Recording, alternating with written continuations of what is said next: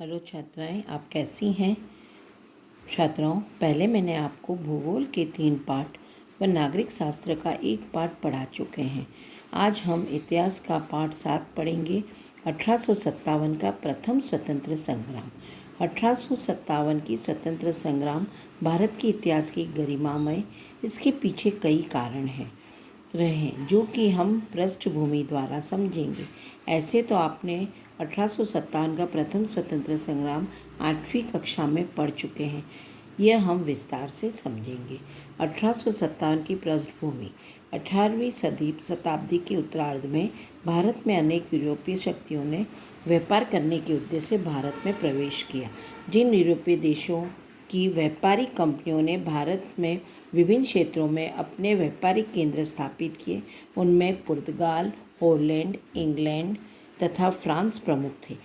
यह व्यापारिक कंपनियां भारत में उपलब्ध ऐसी वस्तुओं को जिनका यूरोप में अभाव था, कम दरों पर खरीद के ब्रिटिश और इनका निर्यात कर अधिक लाभ कमाती थी। ब्रिटिश ईस्ट इंडिया कंपनी की स्थापना 1600 ईस्वी में हुई थी। व्यापार द्वारा अधिक लाभ कमाकर इंग्लैंड को समृद्ध बनाना कंपनी का प्रमुख उद्देश्य था। बस उद्देश्य के लिए उचित व अनुचित मार्ग का सहारा लेने में कोई संकोच नहीं किया।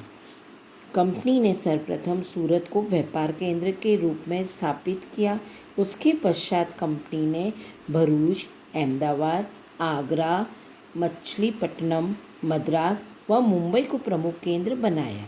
1707 में औरंगजेब की मृत्यु के बाद मुगल साम्राज्य तेजी से विघटित होने लगा। इन परिस्थितियों में ईस्ट इंडिया कंपनी की अपना वर्चस्व बढ़ाने का मौका मिला।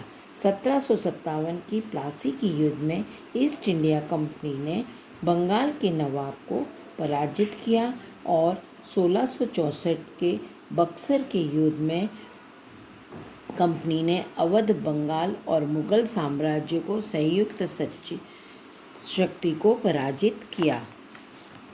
ईस्ट इंडिया कंपनी ने भारत में साम्राज्य विस्तार के साथ साथ भारत के परंपरागत सामाजिक और आर्थिक ढांचे को भी नष्ट किया। अंग्रेजों ने भूमि पर लगान संबंधी जो नीति अपनाई, उससे भारतीय किसानों को सर्वाधिक हानि उठानी पड़ी।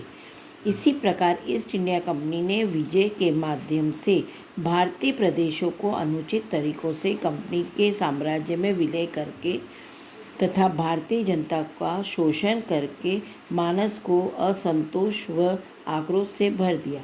इसका परिणाम ये हुआ कि 1765 से लेकर 1856 तक देश के विभिन्न भागों में दर्जनों विद्रोह हुए। इनमें से कोई विद्रोह किसानों और आदिवासियों ने किए।